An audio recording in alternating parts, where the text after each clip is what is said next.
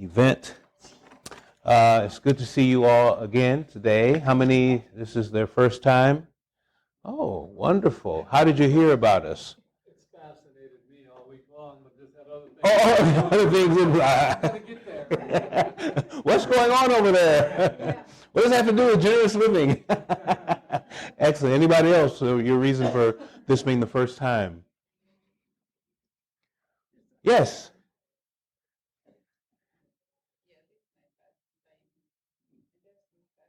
You saw in the program. Gotcha. All right. Well, welcome. Couple things, announcements before we begin. Thank you again, David. How many know about Gillette, the Pathfinder event? Okay, yeah. Well, we will be teaching the stewardship honor there. And normally what has happened, you can help spread the news for us.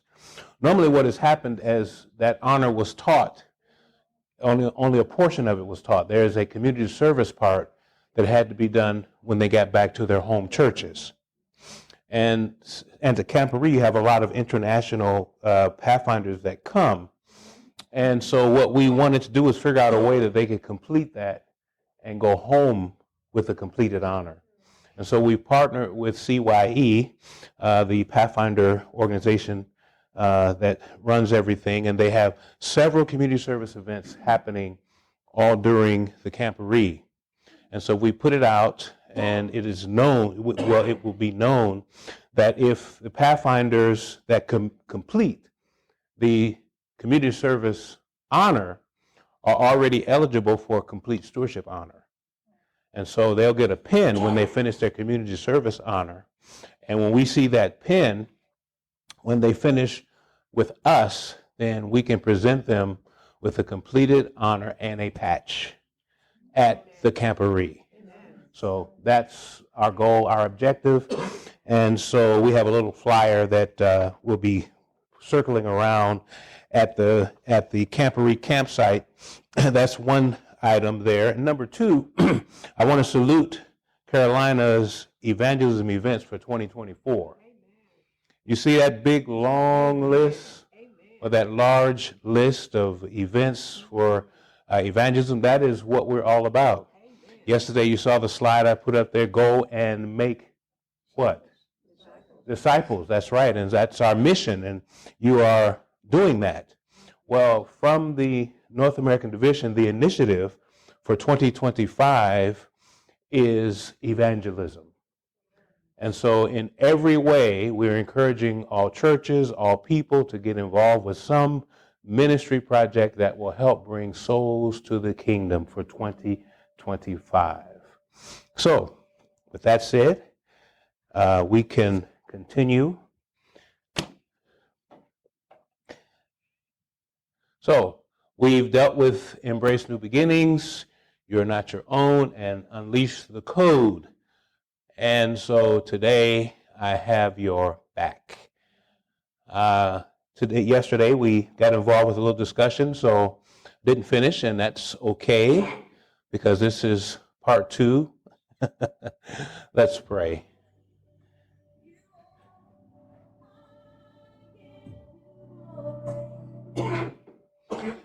Now, Father, here we are again in your presence. You be the teacher. Use me and us as we discuss and as we talk together. In Jesus' name, amen. All right. I went through this, and this is what we call the T7 concept. I talked about time, temple, talent, and we stopped on treasure. And so we'll pick up from where we left off. And I call it his treasure because everything belongs to God. The entire earth, all of us as human beings, everything we own comes from this planet. All these wonderful chairs you're sitting on was made from something from this planet. The wonderful devices that we have were made from something from this planet. All the technology, the brain power that people have to develop The stuff that we use came from the Creator. Isn't that right?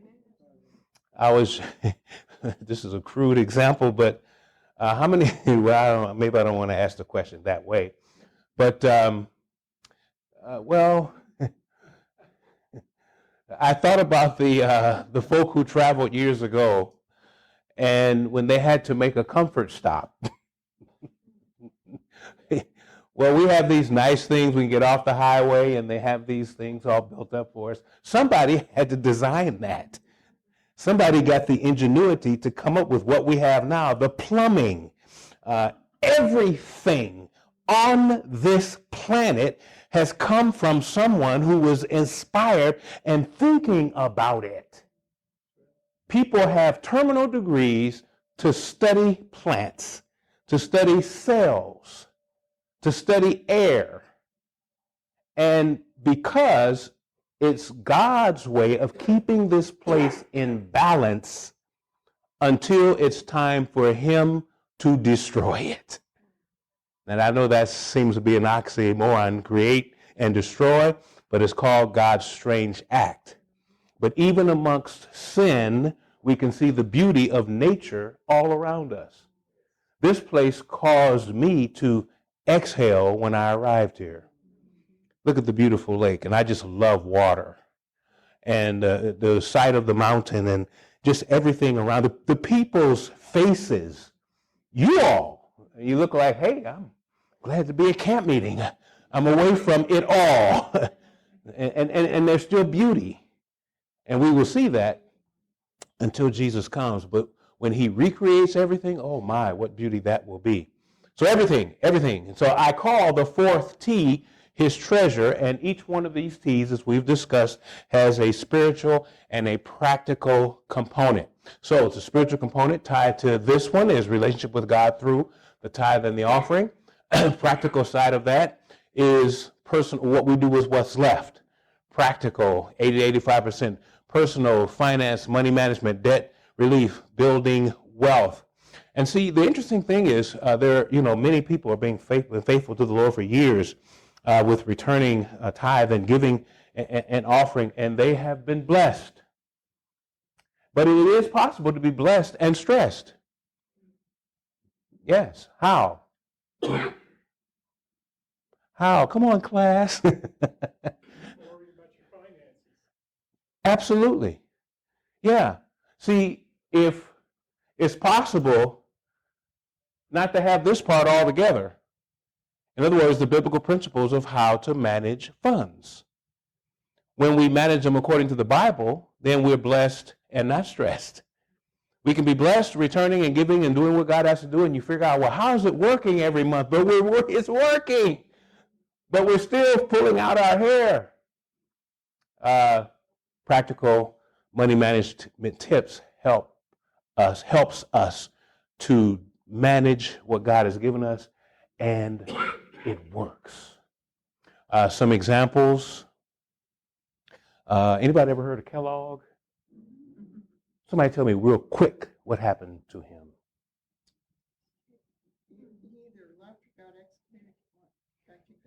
All that. But before, he had a sanitarium, didn't he? Yeah, all kind of health stuff. The cereal that still exists today. Yeah. You know what Kellogg's tithing habit was? 10 plus 10, 10 plus 20. Tried to outgive God. 30, 40, 50, 60, 70, 80. 10 plus 80. So he was living off of only 10%. And look what God did. Even after he apostatized, the product still prevails. How do you explain that? The blessing on the product. You remember the Jewish people? Who was it that told them to stop giving? Yeah. And what were they giving for? That's right. The temple where God would dwell. among his people, a holy sacrifice. I mean, that was a heart sacrifice, and they were freely willing to give and give and give. And you wonder why Jewish people are blessed. I want to get into the mechanics or the salvific side of it, but blessings are hard to stop. I'll just leave it like that, and you can chew on it until the Lord comes. So, that's the spiritual and practical side of that. Here's a video on treasure.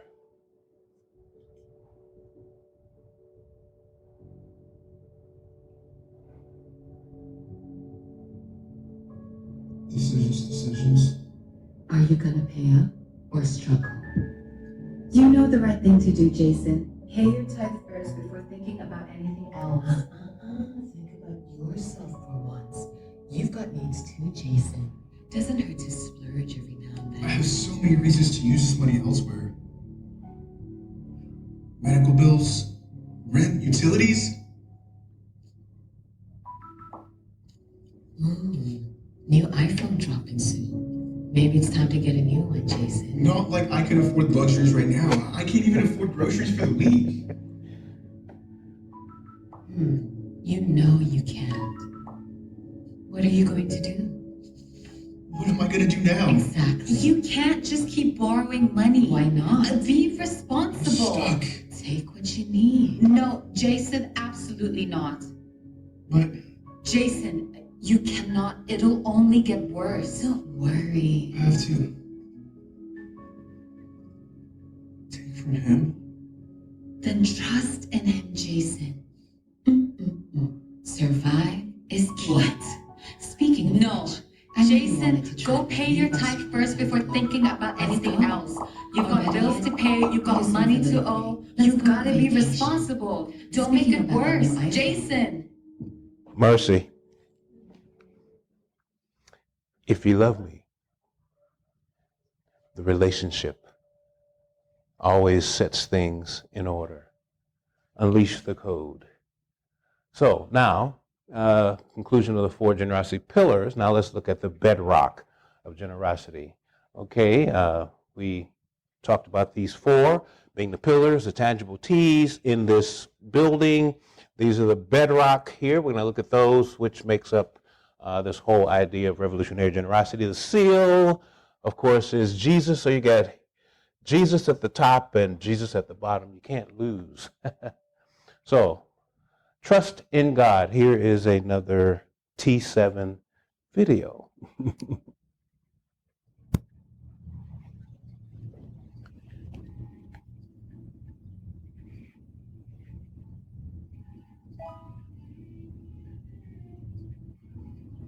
And lean not into your own understanding.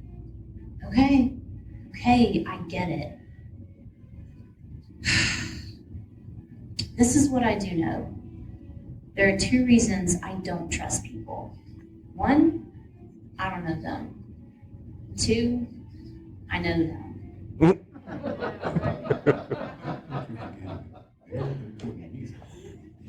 Oh, hey God, it's you. Yep, the one and only. How are you? Good, until now. What do you mean? I know what you're going to say. And what's that? You know, Emma, you really need to learn to trust people. Okay. Well, the thing is, I don't. I get it, but that's not what I was going to say. Right. So, what do you want? Well, I couldn't help but overhear you talking about trust. I couldn't resist joining the conversation. I think you're missing out on a key ingredient. And what's that? Me. Of course. Trust in God. Classic. But have you ever heard the saying, don't knock it until you try it? Good one. Look, God, no offense. I don't trust people. I get it. Well, If I can't trust people, what makes you think I can trust you? Put me to the test. What do you mean? If you test me and nothing happens, you have nothing to lose, right? Okay. But if you put me to the test and something happens, you have everything to gain. Easier said than done. True. But what do you have to lose? All right. Let's give it a shot. And Emma, that's the first step. I think you might be onto something there. It's great to know that I'm facing in the right. Emma, who are you talking to? Oh, sorry. I mean, I thought you were over there. Just kidding, Emma. I'm everywhere. Of course you are. I like conversations with you like this, Me too. and not just reading from a book.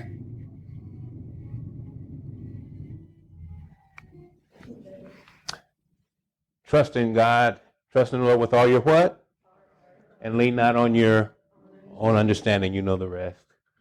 And so theology, we have one after this, one more T, and so this next video is kind of striking in the sense that it kind of makes you think.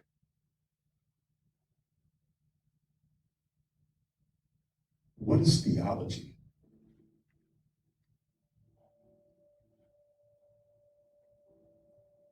Some might say it's the study of the divine,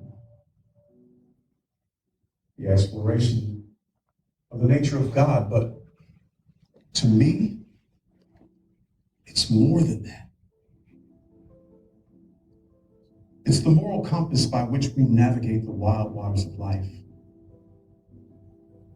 It tells us what the rules are so that we can determine what is good and what is bad. Think about it. Without a framework, how do we distinguish right from wrong?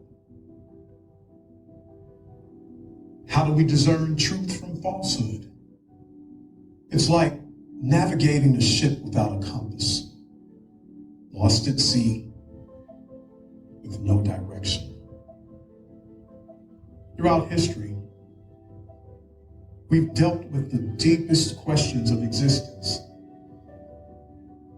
They've delved into the mysteries of the universe, seeking to unravel its secrets, but the study of God just isn't an intellectual pursuit.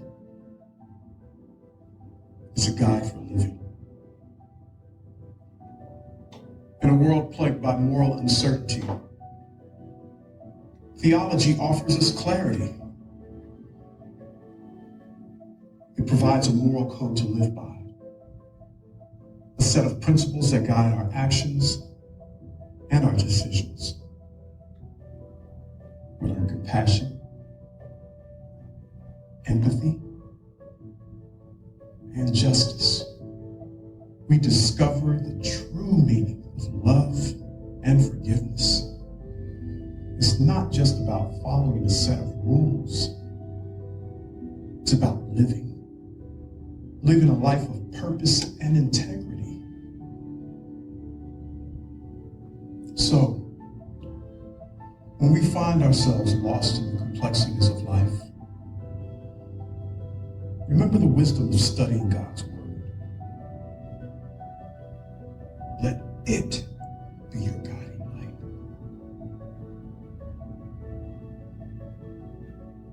For theology, we find not just answers, but a path to transcendence.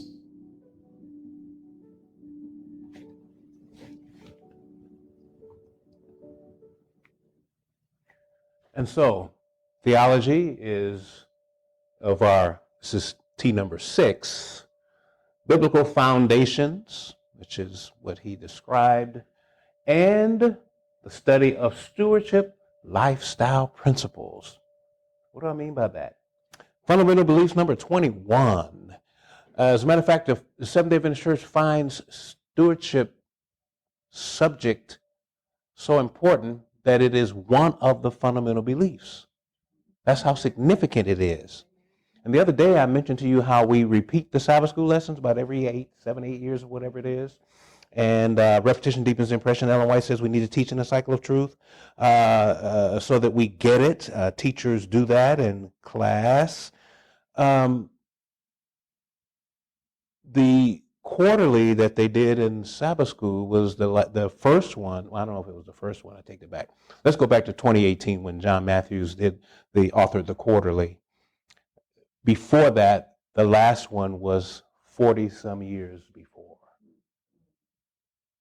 And so once it came out again, Elder Ted Wilson saw the significance of how it affected the entire world church and wanted another one. And so Ed Reed was the author for the one last January. And so hopefully this will be a new start for repeating. And yesterday in our core values for stewardship ministry, one of them is to educate and to continue to educate. That's what stewardship ministry is all about, educating us on the principles of life. Stewardship is just not talking about tithe and offering, because that's not stewardship. Stewardship is salvific. All right, it's eternal. And so, as a matter of fact, it calls for us to be accountable. And that's why the enemy fights it. When we're in a stage of our church where a lot of people are pushing back on being accountable for certain things, stewardship holds us accountable. And that's why the enemy hates it. So stewardship is central biblical teaching. Seventh-day Adventist Church recognizes it. Number 21, we are God's stewards entrusted by him with what? And what else? And the of earth and its resources. It didn't start off with tithe and offering. We don't get down there till we get to possessions. All right? We are responsible to him for their what? Because he's the owner. We're not the owners. We're servants.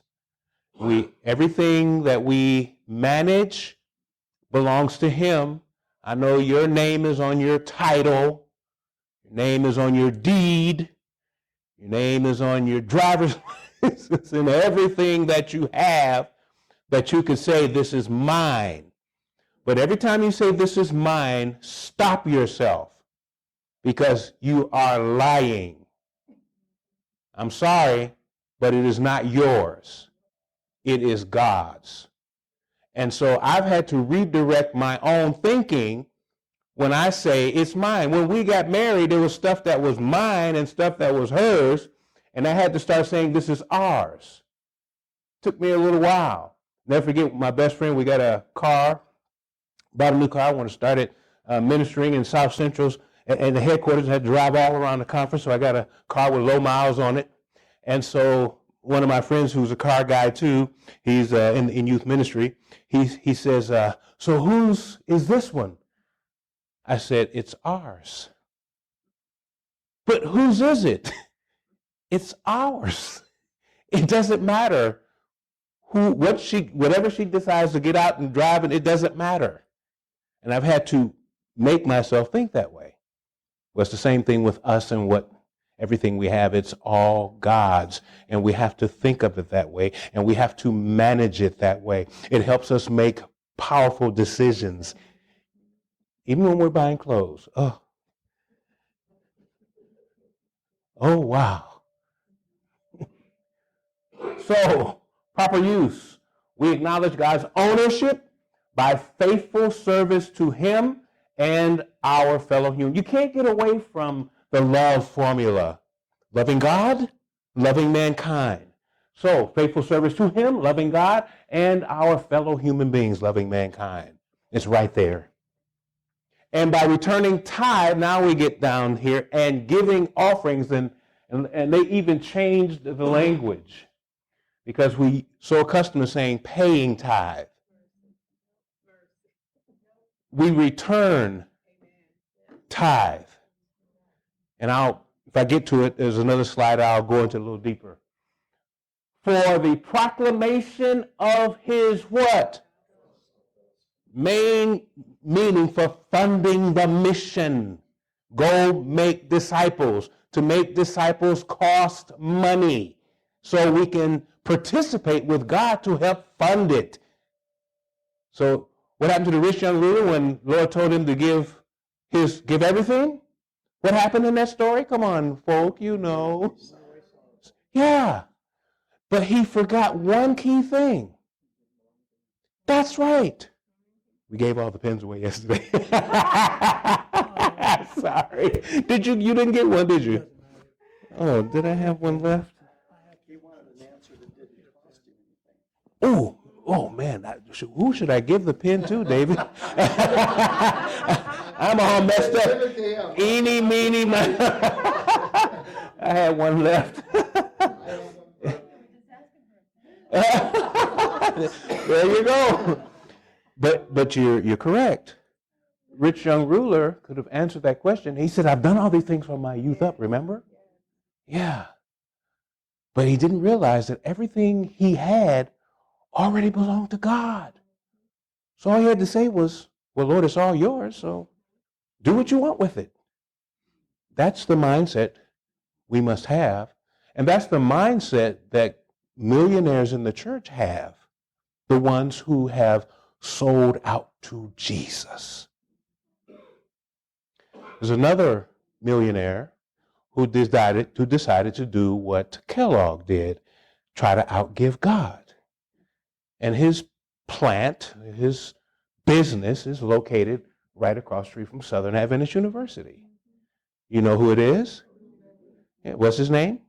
Yeah.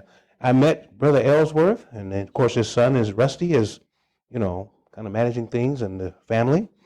And he decided to do the same thing, try to outgive God. And look at what's happening to little Debbie's. Still growing. Yeah. And every time you pull off the interstate to get gas, you can go to the little station and you see the little things all over the place. Yeah. Continues to grow. You cannot outgive God. And so I met a gentleman at ASI. Anybody know about ASI? Yeah, I went to my first ASI convention and, actually my second one. And I had a good friend there, had a booth in prison ministry. And he said, come over here, I want to introduce you to a good friend of mine. Guy had, pants and suspenders, just looked like he owned a farm or something, So my friend said he owns 14 oil wells. And he said, no, I do not. Instantly. So I thought my friend was pulling a gag on me. And then the next statement out of this wonderful gentleman's mouth was, God owns them. See, that's the mindset.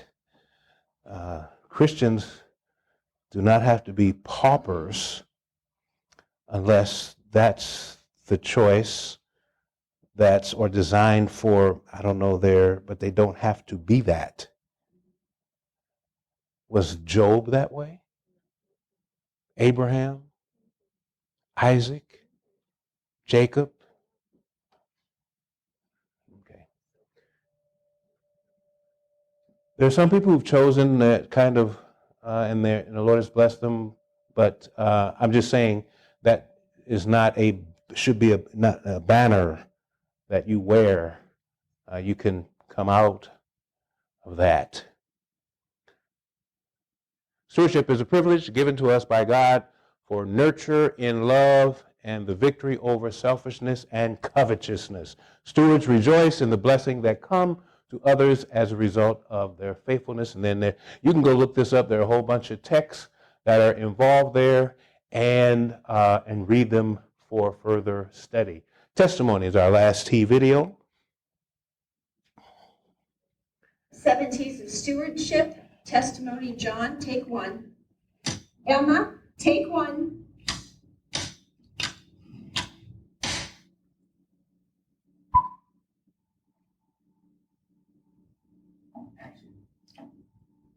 testimony is the narrative of our journey, our struggles, our triumphs.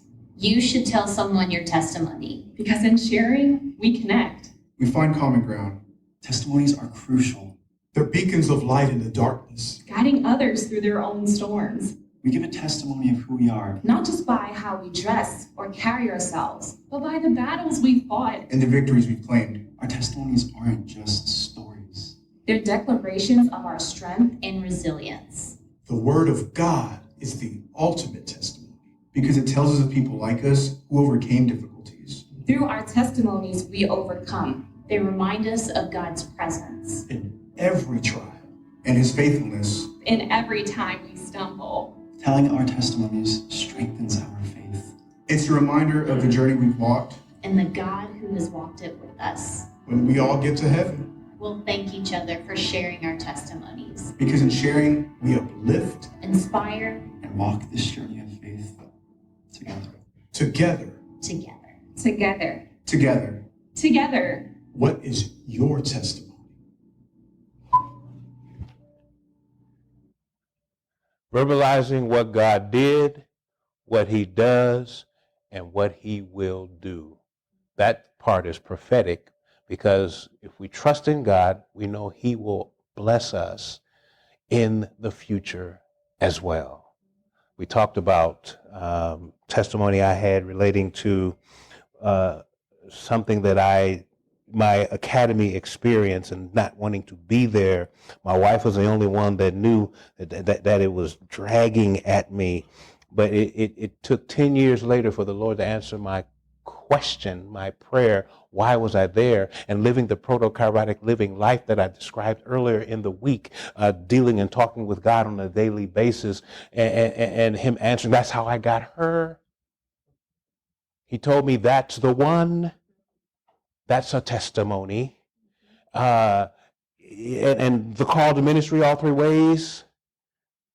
But then at the academy, when I was saying, Lord, why are you only opening this door? I just graduated and I now can do what you said I was supposed to be doing. And what is this? I don't have the proper credentials as teachers do.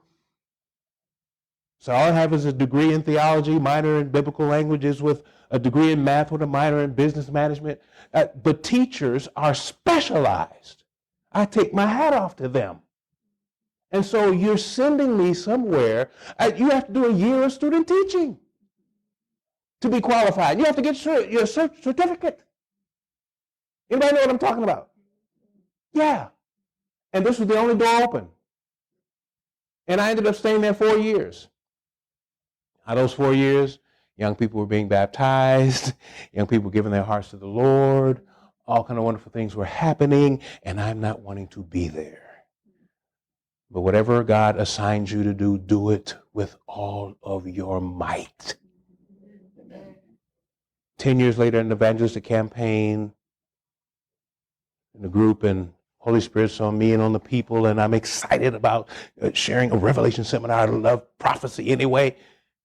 And then at that moment, God paused me in my thought as I'm preaching, teaching, and said, this is why I sent you through the academy.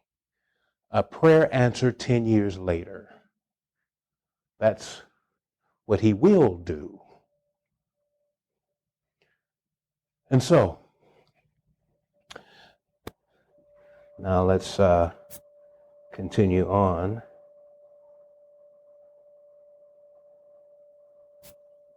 Let's read the text together. As we can see, Isaiah 41:10. Let's read that together. So, do not fear, for I am with you. Do not be dismayed, for I am your God. I will strengthen you and help you. I will uphold you with my righteous right hand. Translation, I've got your back. Now that's my God having my back through it all, even when I don't understand, when I can't see it, when he doesn't answer when I want him to answer, that he answers at his own time, and his time is Kairos time. It's the right time. We may say, Lord, I need you to answer me in 5 minutes or an hour and 32 seconds. And he can do it if he wants.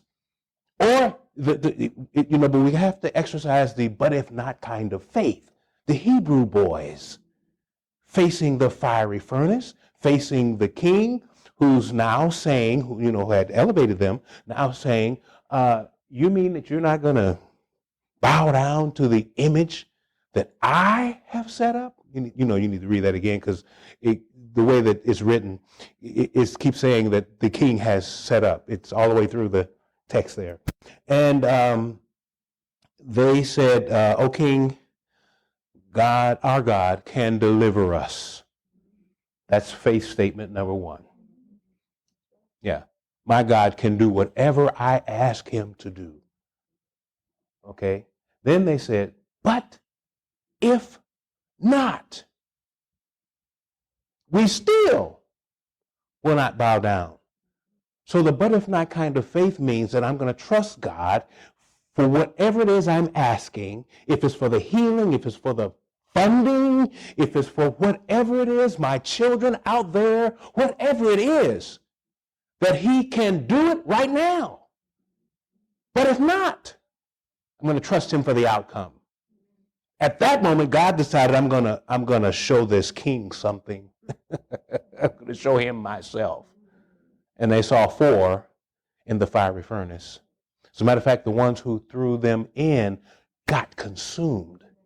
So why did the Hebrew boys not get consumed as they were being thrown in, as the ones who were throwing them in were consumed? Because they were saved before they were thrown in.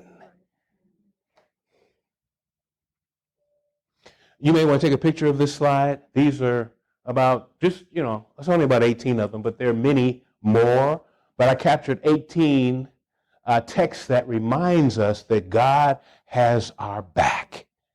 And you can look at them Friday evening or throughout the Sabbath or as a daily thought for your worship moment. But these highlight the fact that God has our back. And we're going to look at about 3 of them. We just saw this one here. Oh, wait a minute. Did I need to go back? Sorry. I think I saw him with his phone there. You got it? Okay. There's someone else there. Someone else over there. Okay. All right. Okay. Like everybody has captured it. So I've got your back. Reset, refresh, and restore. 3 things. Revolutionary generosity, God and money, our relationship with him. So we start with revolutionary generosity, and it is stewardship, the bad word that people, and that's why I believe Carolina calls it generous living. We may need to call it life management, because that explains what stewardship is all about real quick, managing your entire life. Stewardship gets hung up in the milieu. People think automatically going to talk about money. And if you came and have been here each day, you've heard the holistic view. And now we're including money.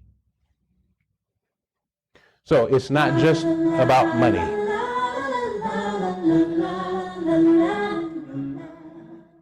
Redeemed, how I love to proclaim it.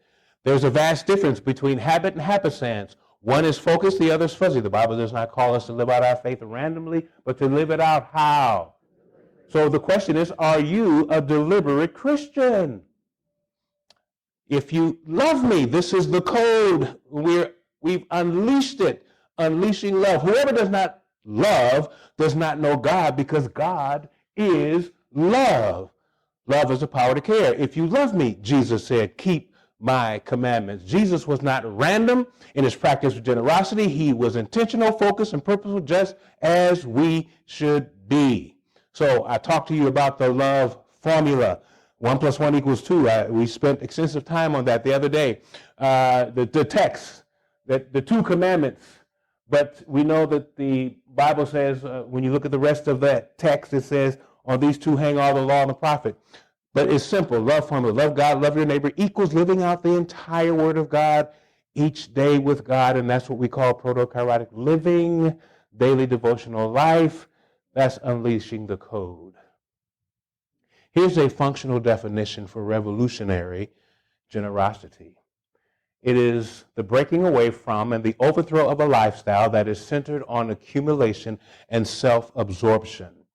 It is rising against the falsely created insatiable need for more and refusing to be subjected to the fear of not having enough to be truly happy. Happiness is not stuff. As a matter of fact, we have plenty of stuff. Do we have attics and stuff in attics? Do we have basements, stuff in basements? Do you have a storage facility that, well, we put it over there? We need to de-stuff ourselves. Just in case. Those are the operative words. Just in case. I may need this. One day I went downstairs where I have my stuff organized, chaos, and I can find things, and I went and I was looking for something. I said, and I know I have this somewhere. And I'm trying to make something work. And I go down and dig, yes, I have it. I had it 15 years. This is the first time I've needed to use. I could have went out and bought it, but I saved money. Hey. Okay, we need to de-stuff ourselves, and I'll talk more about that on tomorrow. We need to unleash the code. We need to unleash love. We need to have the Lord help us in every aspect of our lives. You can ask him, is it okay to buy something? You can ask him when you're making even a small decision. He cares about small stuff too. I was in Texas and I was doing a generosity weekend, and I have a lapel pin that I wear to honor the young man who's in the service as a chaplain in the military. He was actually one of my students at that academy I told you about. His name is Daniel Labega. And we became just like this. At a youth event somehow we ended up, clicking, and him and a couple of the other guys, because I was, of course, the chaperone. And I had to put the fear of God in them. If you mess up, I'm taking you home. Even though home was 8-hour drive. And they believed me. I said, I'll take you home. I'll drive 8 hours, take you home, and I'll turn around and drive straight back. They say, Lord, please help me, please. I don't want to take this boy home. And they straightened up. They put the fear of God. But anyway, I'm just saying, and we've gained that relationship. He's our son in ministry. And so he calls us, his parents, they say, you're his other parents. But the thing is, he gave me this pen. It says, my son is in the Navy. And I cherish it. And I wear it everywhere to honor him and his desire to serve as a chaplain. And I wear it, and I have a stewardship pen that's right above it. So I lost it in Texas. That weekend, I didn't even know it was gone until I got home. The little thing popped off. I was sick. I ended up looking on Amazon. I could have bought another one and replaced it, but it's not the same. I didn't want to tell him I lost it. I was in a quandary, literally. I said, Lord, and so I texted the pastor and said, hey, I lost this. And I took a picture of the thing I saw online. I said, this is what it looks like. And he said, Pastor, I haven't seen it. And so 2 days later, I reached out again. I said, are you sure? He said, Pastor, we found it. The lady who cleans up the church found it. I said, thank you. He said, the Lord must be with you. I said, he certainly, the small stuff.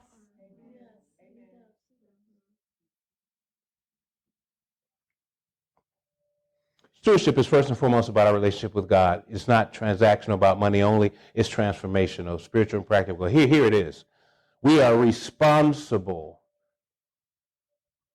for all the possessions of God. How? Man, woman, boy, or girl, whether rich or poor. See, whether rich or poor is born into this world a manager, a steward of God. Nobody can do anything about that. From the kings on the planet, queens, whatever, they're all stewards. Beyonce is a steward. Taylor Swift's a steward. We're all stewards. Nobody can divest themselves of being a steward. The only thing you have to ask or request is a relationship with the Lord.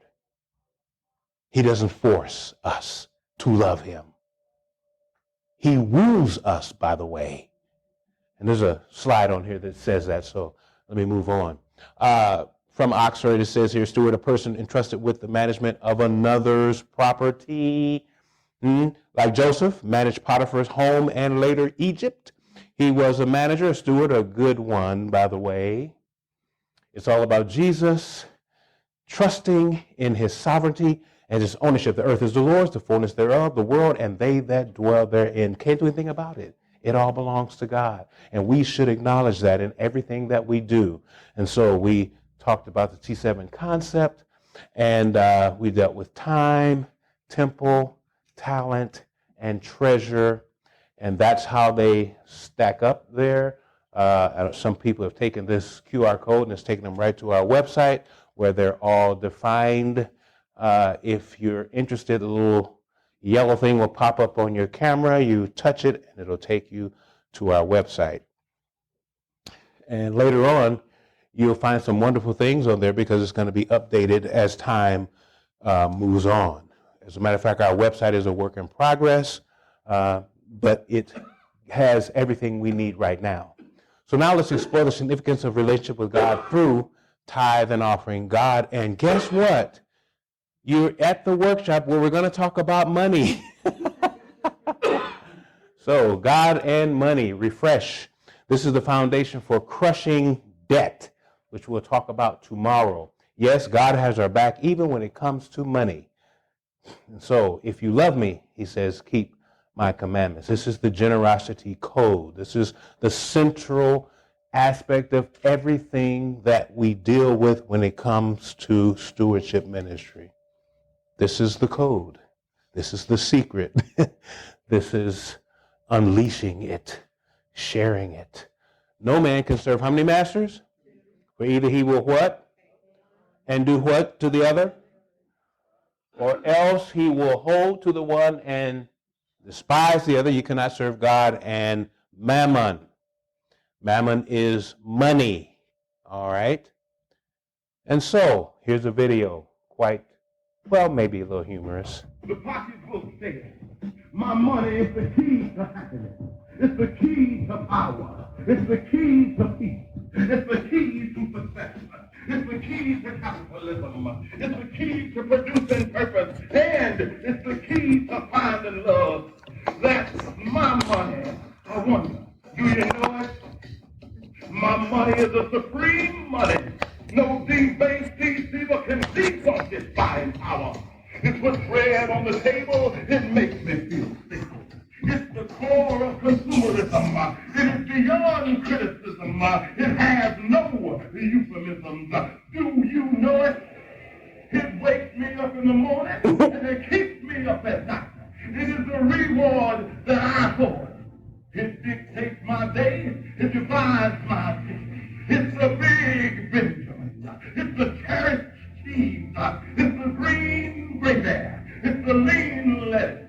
I wonder if you know it today. It has motivated every great person in all of mankind. It is incorruptible. It is indestructible. It is the translation of technology. It is the prescription of the powerful. It makes my heart appease. And it's the only thing that puts me at ease. Do I want more of it? Yes. Believe me. I wish I could describe it to you yet. It's unconquerable. It's uncontrollable. You can't get it out of your mind. You can't get it without demand. Without it, you can't get by. You can't buy without it. The world can't function without it, and it lasts for all eternity. Yes. Yes. Well, that's my money. Go ahead and clap your hands if you need to. Because that's my money. That's my money. Yes. All right. Whose money? Yeah. That's the first thing wrong with that is it's not my money. It's God's money, though we always say my money, you know. Interesting thing, I served as South Central's stewardship director twice. First time around, I was doing it by myself. Second time around, the president wanted me to take on an associate. The gentleman who was doing it in between the first time I did it, it was a lot on him with what he was trying to do, so he wanted to just do it part-time. So he was a former president of Allegheny West. He was former stewardship director of Allegheny West, and also former treasurer of Allegheny West. So, here I am. This guy's going to be my associate. I said, well, you need to be the leader, and I'll be the associate. But anyway, he was humble enough to take that. He found that video.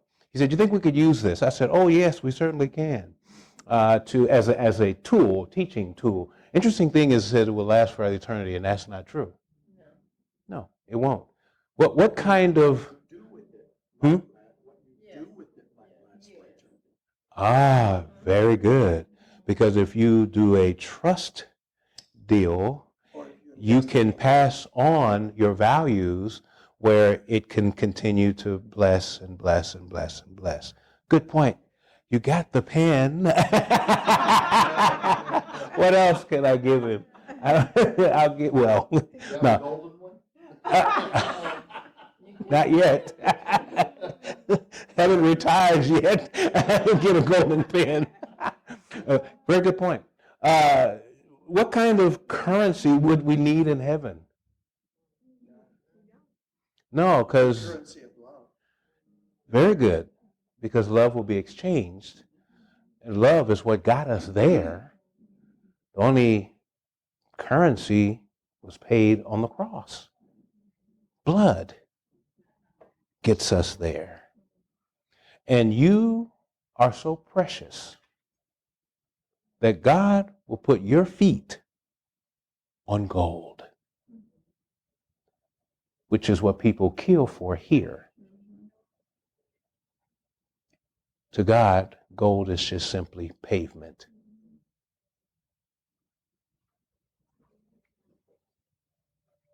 You cannot serve God in money, but you can serve him with it. Yes, there's a use. Money is a test of honesty from God, and he gives us the power to give. I don't want you to miss this, because when it comes to tithe, which we're going to see right here, it is not a gift. If you take anything away from this, tithe is not a gift. It is returned in the spirit of giving, which comes from the lover of my soul. Because Christ is the best giver. And as I learn how to love him, I learn how to give. And so returning tithe, or being honest with it, comes from God. And so the power to give, money is a test. Hence, because of our relationship, God must be what? Therefore, we return an honest tithe and give a free will offering. I was convicted years ago, not even ever knowing I was going to be pastoring, but I was taught tithe and offering as a child from the pastor. He got up in front of us as the children's story and put 10 apples on there and say, okay, I'm going to teach you about tithe and offering. Tithe means, the word tithe means 1/10 or 1 out of 10. That's why, can there be a dishonest tithe? Yes, 5%. But it's not really a tithe then, is it? No, because it means 1 out of 10. And so he took 1 apple and said, this is the Lord's. He said, how many we have left? We said 9. He said, yeah. He said, isn't that a lot? We said, yeah. He said, now this is for another one for the church. Quick way to teach 10 plus 10. So I started that. I turned in $1. When I got $10, $2, $1 tithe and $1 offering. And I know or if I got $1, 10, whatever. Anyway, I know the treasurers probably, what's going on here? But treasurers have a love for stewardship, and they recognize a child trying to be faithful. Tithe and offering is one way we acknowledge God's sovereignty and his ownership. This is an act of worship and relationship building. All right? So, power, bring your tenth and offerings into his presence. Worship in his place. In this way, you will learn to live in deep reverence before God, your God, as long as you live. And so since everything is God's, yes, he must be first. Seek ye first, you know the rest. Honor the Lord with thy substance and with the what? Of all thine increase. This is real simple. People say, well, I have all kind of questions relating to, what do I tithe on? Whatever is an increase. And first fruits, this is when your budget. That's why tithe and offering is the first thing. With the first fruits of whatever your increase is. So the first thing that comes from that, give it to God. Then everything else after that. Seek ye first. Here again, this phrase, all thine increase, is the principle for returning tithe and offering on the gross. All right? Yet ye have, with all this in mind, how can a Christian rob God? Did we talk about this the other day, robbing in here? What is difference between robbery and theft? One uses a weapon. Yeah, Mama knows.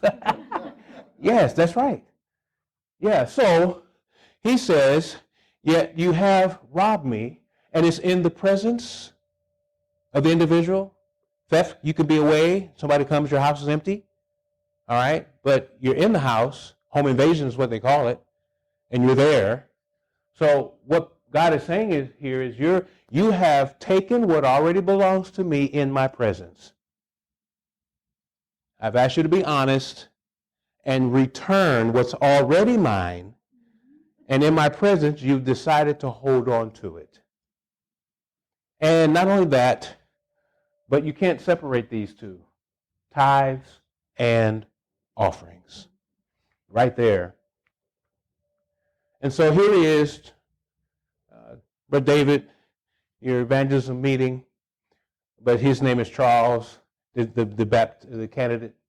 When I baptize you, Charles, everything that goes under belongs to God. You ready for it?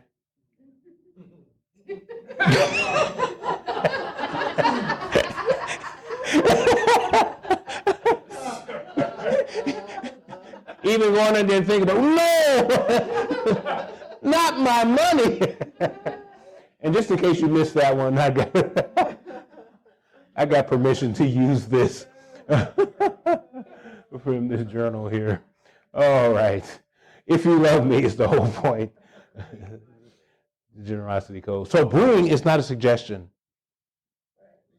In the Hebrew, that's and then the word tithes here in the original means the whole tenth. All right? Did I see your hand? Yes. How would you go about having a discussion with some friends who are deciding that their tithe is going into offering to support church budget instead of going to? Many people are doing that, but that's not what the Lord asked. Well, education. There's something else we can do because they've done it their whole lives, and now they've changed their minds and decided this is what they want to do. Continual stewardship education and encouragement, love, and pray the Holy Spirit moves on their hearts. Because until that happens, people will be in denial. And I would seriously be praying for them. But what has happened is people have seen that other things go undone and they make a personal decision. But when we learn the significance of this love relationship, then we can't do otherwise without learning that I'm disobeying God. And that's why we teach relationship first. Because if it's transactional thinking, I'm just changing funds. But when it's relational, then it becomes more real. And that's how this has to be presented. Relationship-based. It is difficult. I know a lot of people. As a matter of fact, some millennials are doing this. Because they say they can't see where tithe touches the local church. I said, but you have a pastor. or an associate pastor. You know, there are a whole lot of ways tithe touches the local church. So they're making personal decisions not based on any foundation.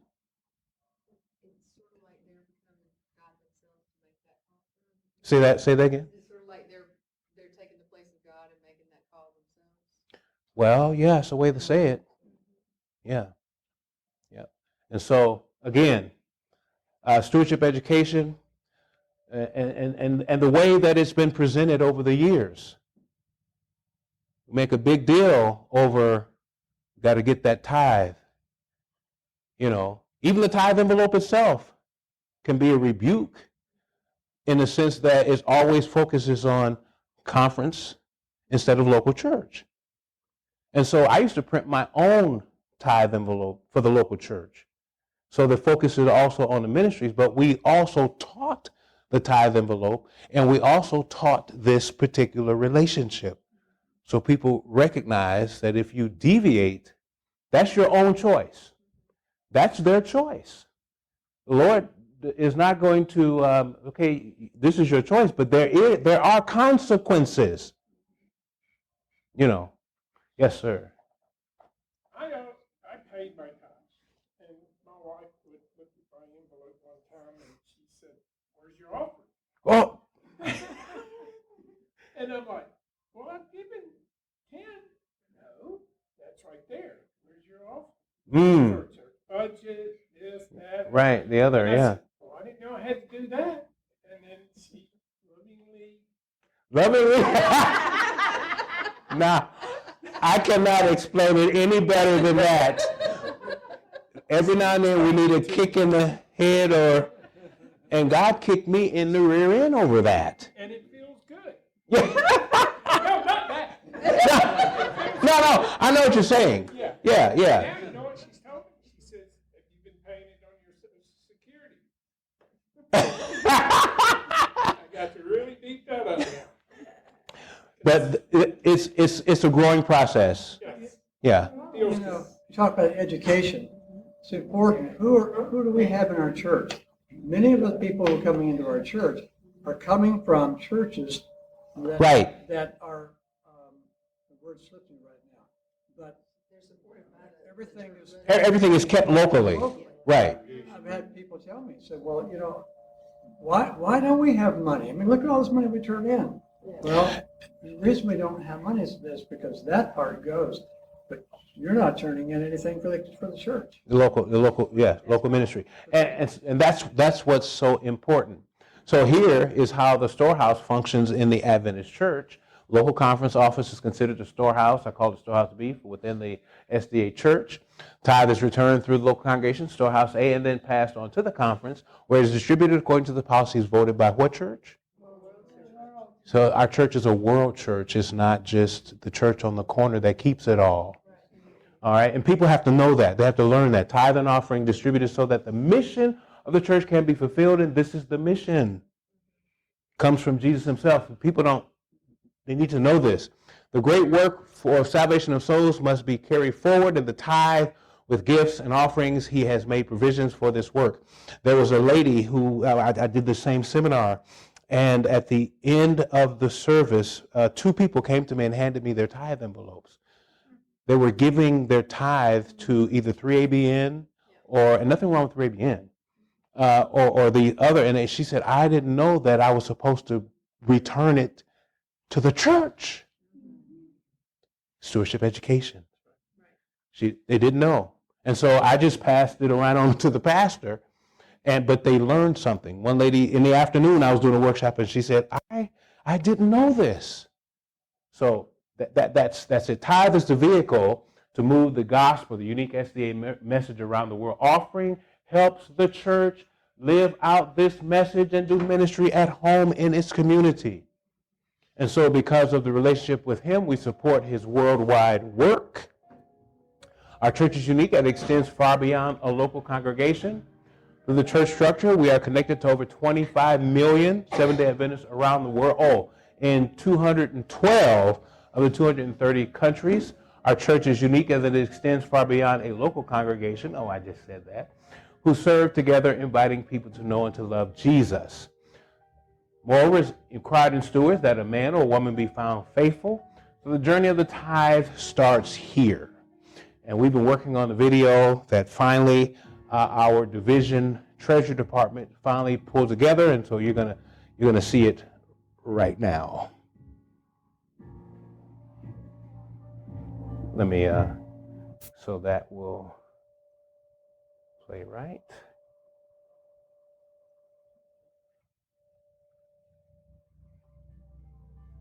What is tithe?